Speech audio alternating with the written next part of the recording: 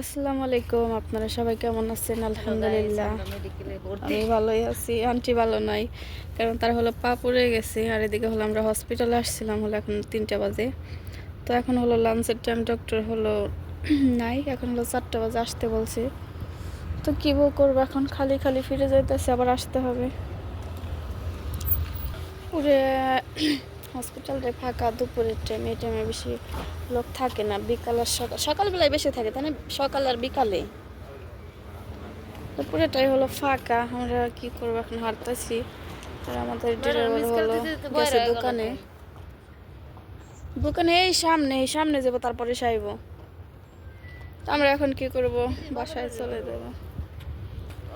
এই তো এখন হলো আমরা রুমে চলে যাব গাড়ি আসলেই। জানি না আর কয়দিন আসতে হবে।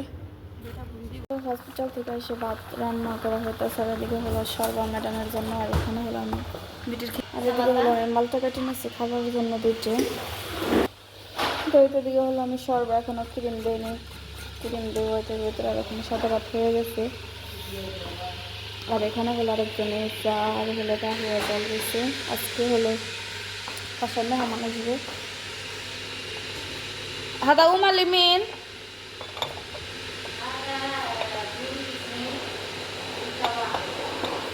লিসলি তাবে সানানোস লিতানোস